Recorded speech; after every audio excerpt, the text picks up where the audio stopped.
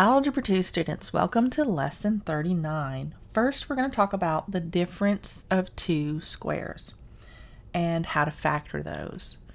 So we recognize that a square, a perfect square, is a number that can be factored with two identical factors. So for instance, 4 is equal to 2 times 2. 9 is equal to 3 times 3. 16 is equal to 4 times 4.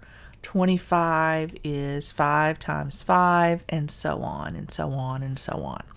So when we have an expression that is a combination of perfect squares, we can factor them as a squared binomial. So let me kind of show you what that means. If we were to have, this is 39.1, 4x squared minus 9 equals 0, right? We can factor this set of perfect squares, but we need to realize that whenever we factor it, we are going to have a number that cancels itself out in the middle. What I mean is this. All right, here's our binomial set up. 4 is 2 times 2, and x squared is x times x. So 2x times 2x is going to be 4x squared. And 9 is 3 times 3, but we have a negative. So we're going to have a negative 3 and a positive 3 in this case. So the first thing you're going to say is, Miss Tracy, you can multiply negative 3 times 2x. Yes, I know. However, if you do it like this, you're going to have it cancel out the middle term because you have a negative and a positive value. And a perfect square binomial is going to have a negative and a positive number. This is always going to be a minus. And the reason for that is because you want to have a negative and a positive because of this right here. 2 times 2, or 2x times 2x, that's 4x squared. Negative, or 2 times positive 3 is positive 6x. Negative 3 times 2x is a negative 6x. Negative 3 times positive 3 is a negative 9. So when you add these together, these two cancel out. So you always end up with a binomial. So the first step in being able to factor these is to recognize that both of these terms must be perfect squares, and it must have a negative. It must have a minus sign in the middle. If it doesn't have a minus sign in the middle, you cannot factor it. It's unfactorable as a perfect square. Okay, so that is crucial. So let me give you, let's do 39.1 again. And what we're doing is we are factoring to solve for x. So if we have 4x squared minus 9 equals 0, first of all, we recognize these are perfect squares. We factor them as such. 2x plus 3, 2x minus 3. We don't even have to think about it. It's plus 3 minus 3 because we understand this negativity here, or this negative sign here requires a plus and a minus, and that they will cancel each other out. Otherwise, they're the same. So now we set both of these equal to 0, 2x plus 3 and 2x equals 0 minus 3 equals 0, and we solve. So we have 2x equals negative 3. X is equal to negative 3 over 2. This is 2x equals positive 3, so x is equal to 3 over 2 positive. So your answer for this problem is going to be negative 3 over 2, you have a comma, 3 over 2.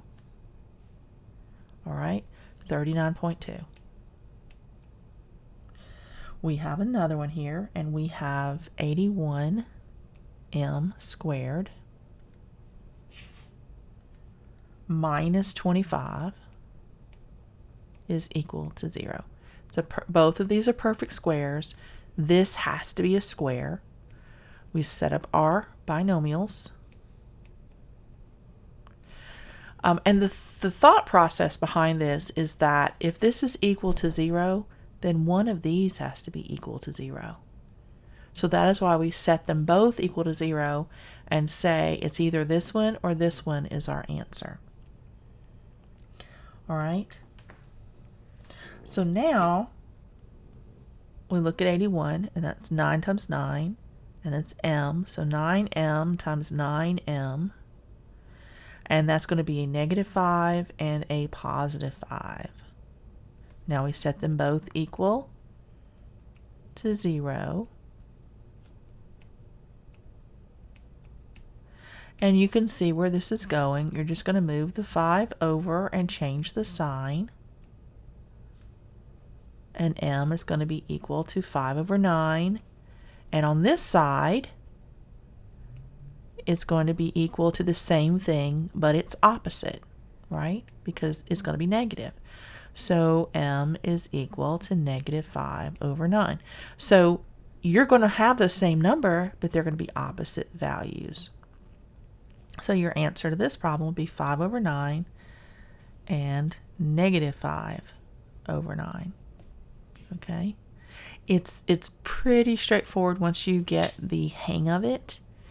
All you have to do is worry about the first number and the last number, and as long as this is a minus sign in the middle, then these two numbers will cancel each other out. -45m, +45m, that's going to be 0. Okay?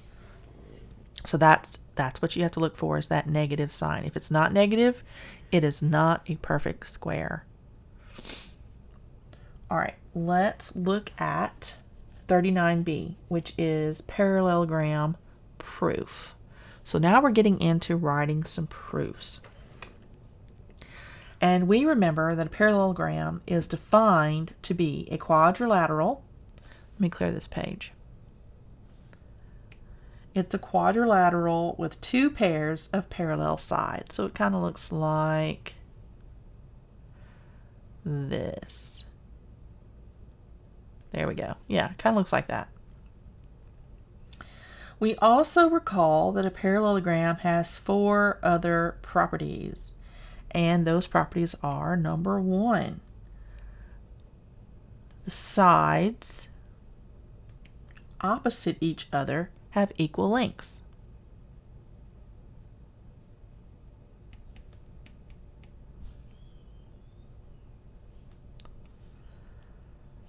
I wish I wrote faster, but you have to write at the same time. So the sides opposite each other have equal length. So that means that this side is equal to this side, and this side is equal to this side. Okay? Number 2, the angles opposite each other have equal measures. So the same thing as number 1, but it's the angles opposite each other have, I know my handwriting's atrocious, just listen to my voice, equal measure. So that means that this angle is congruent to this angle, and this angle is congruent to this angle. Right? Because they're opposite. All right, number 3. The sum of the measures of any 2 consecutive angles, so the sum of the measures of any 2 consecutive, see if I can spell that. Yeah, I did it. Yay!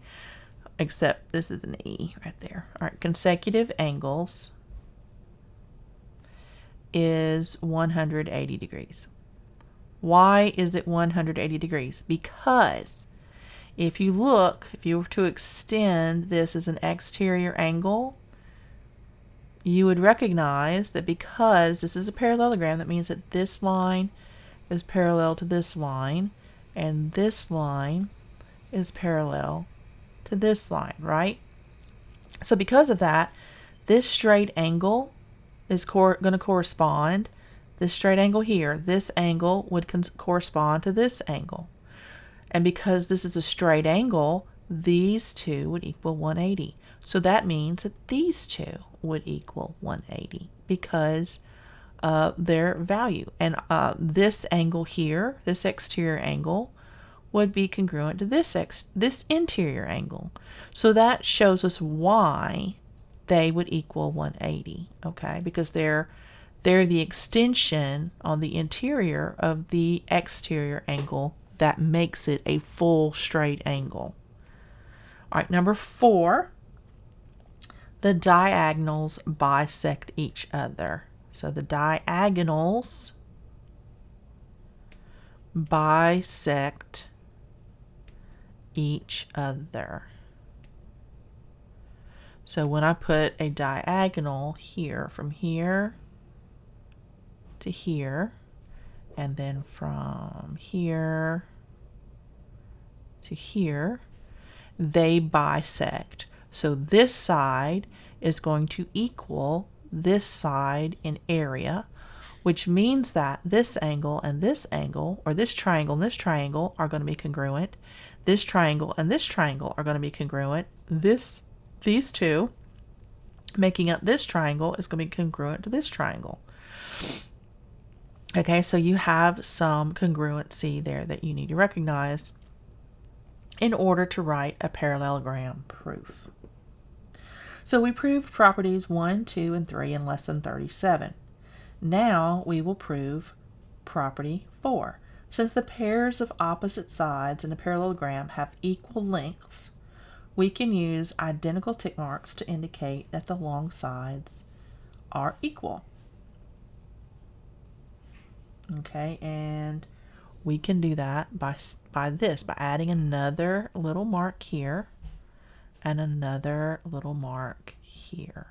So this one is equal to this one. Right? They're opposite. Let's say this one is shaded right here. We're going to shade it out. This one is congruent to this one right here, right? Okay. So the small shaded angles, and let's give this a name so we can refer to it a little bit better. The small shaded angles at B and D have equal measures because they are alternate interior angles. That's this one and this one. Alternate interior angles to this straight angle here, all right? And we can have that because this line is parallel to this line. So that makes the transversal, this diagonal becomes a transversal, which creates congruent angles that are alternate to one another. So the inside here and the inside here. The vertical angles marked at the intersection of the diagonals are equal. Thus, the third angles in each triangle are also equal. So because these two are equal, because of the fact that they are opposite angles, this one's equal to this one one's equal to this one has to be equal to this one because you have angle, angle, angle congruency.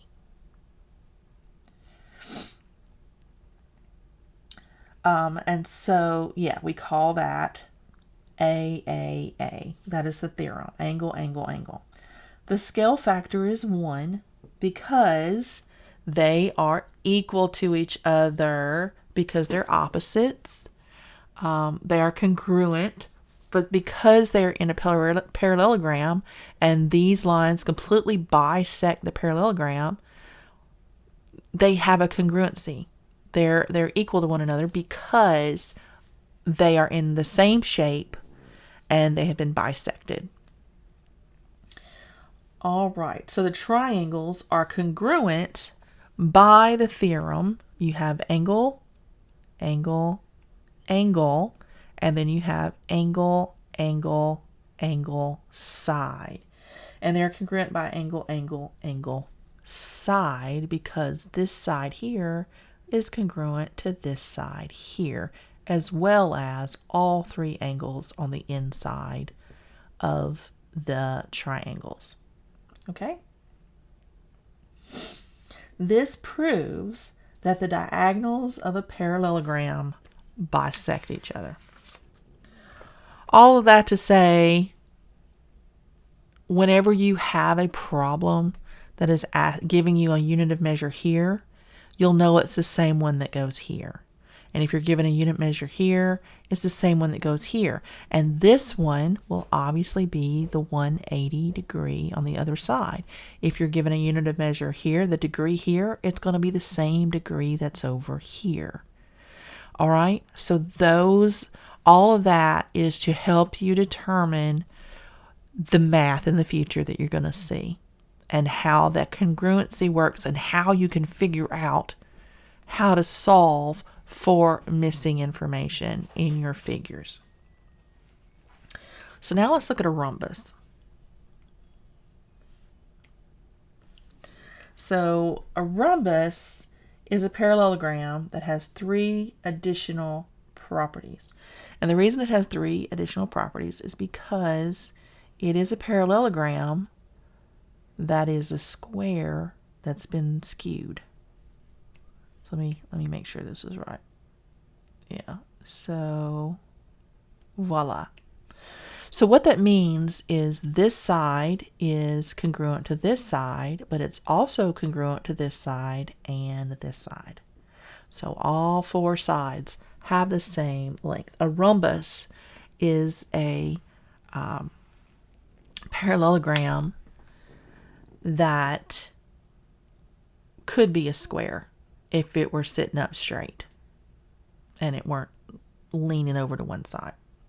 So that's important to understand. So the rhombus has all of the original properties that we talked about on the previous page, but it also has these other three additional properties. And that is the first one we've already talked about, is that all sides have equal length.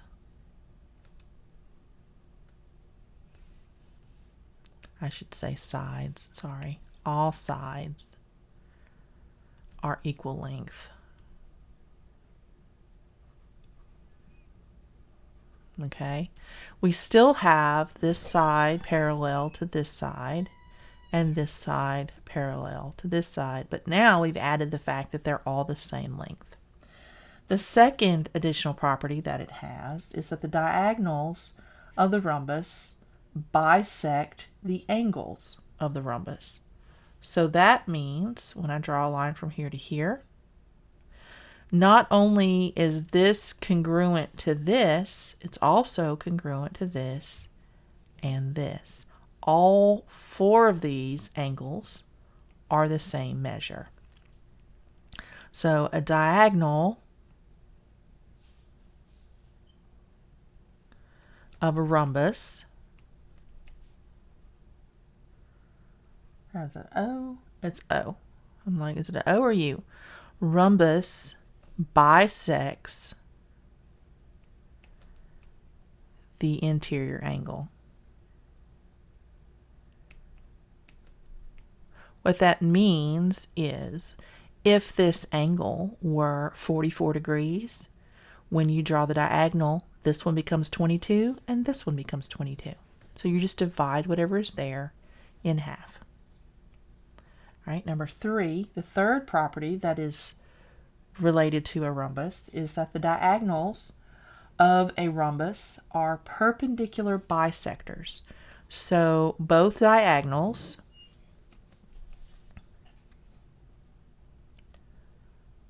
will be perpendicular to each other. If I can spell perpendicular. Sometimes I have to sound it out.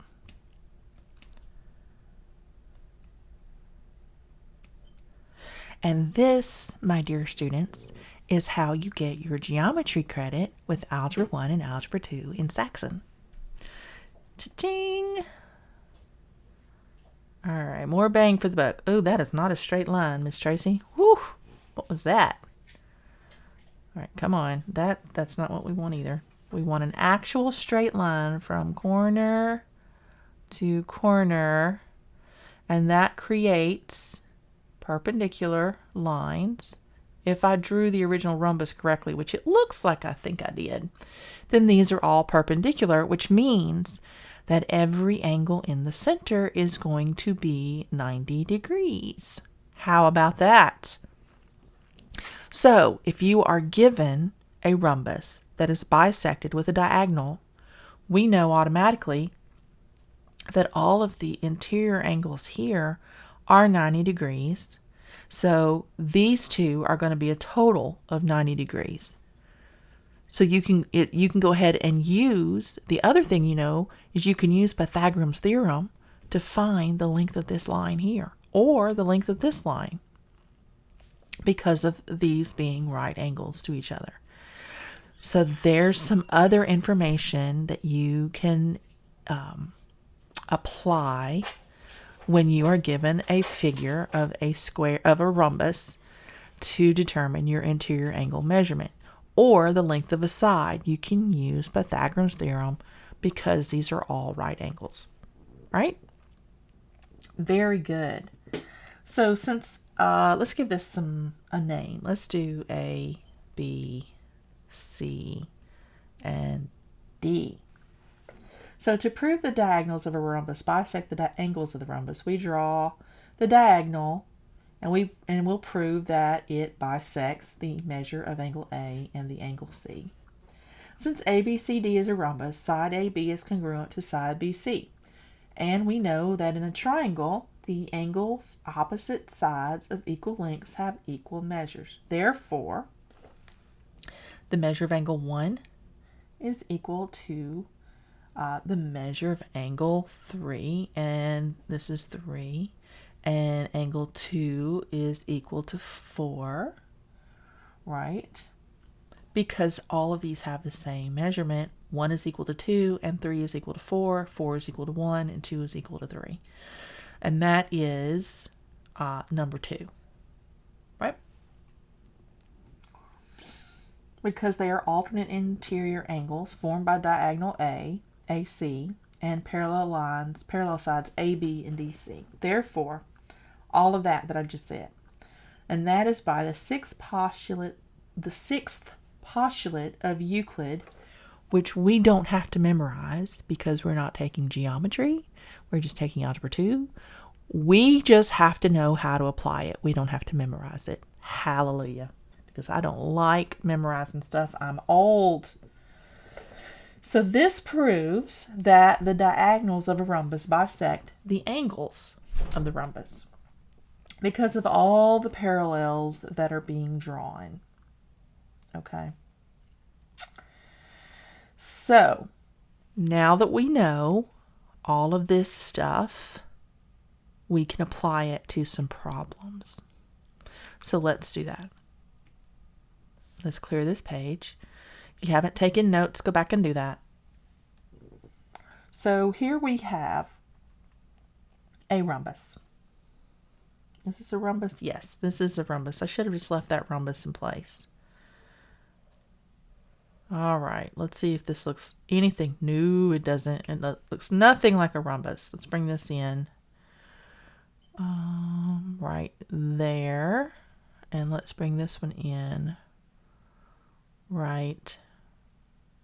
Oh, I don't know. That actually looks better. I wish I could just draw a square and squish it. That'd be so much easier. All right. That looks pretty close. All right. For the sake of illustration purposes, it shall be enough. So we have E, I need my pen back. We have E, F, and G are our vertices, and D is the vertex down here. Oh, I'm sorry, this is G. This is, we got to have a diagonal here to here, and then we have a diagonal here to here. All right, so we have X degrees here, A degrees here, we have K here, and we have C here and B here. All right, and we are given that from here to here is 280 degrees. This is called the reflex angle. The reflex angle is the angle around the outside of a corner. It is not an exterior angle. It is the part, if you were to draw a circle and let the center of the circle land on the vertex of the polygon or of this angle, this would be a sector of that angle. So the exterior part all the way around from one side of the sector to the other side of the sector is called a reflex. So this is a reflex angle. Right? It is the one it's like the opposite angle. It's like if you take 360 degrees of a circle and subtract what's in here. That is your angle. It's the other part of the circle. So we need to find the measure of all of these, right? So A equals, and this is 39.3, by the way. A equals, B equals, C equals, and X equals, and K equals. So we know that the full circle is going to measure 360 degrees, right? That's what a circle measures. So if the reflex angle is 280, then what's inside here, this sector of the circle, is going to be 80 degrees, right? Now, if this is a rhombus, then this diagonal bisects this angle, which means we can divide this by 2. So that's going to equal 40 degrees. So that means that X and A, they're congruent. So X and A are both 40 degrees. How about that? All right, so if this is 80 degrees, the whole interior angle, all right, is 80, and we know based on the properties of a parallelogram that the opposite angles, not the opposite angles, but the corresponding angle is going to equal 180. If this is 80, then K and B together, G is going to equal 100. So if G equals 100, then K and B bisect that, or they're bisected by the diagonal.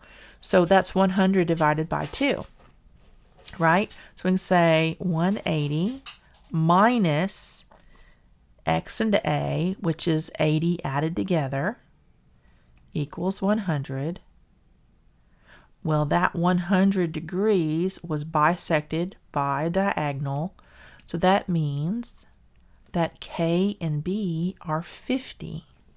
So B is 50 degrees and K is 50 degrees, right? Do you see that?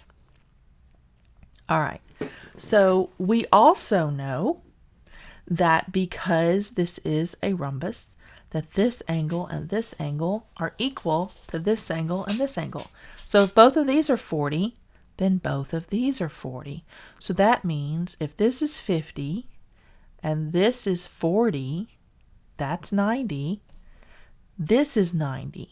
But guess what? We knew that anyway. because this is perpendicular. This diagonal is perpendicular to this diagonal, so that would have been a 90-degree angle anyway. And the math just proves that out. All right.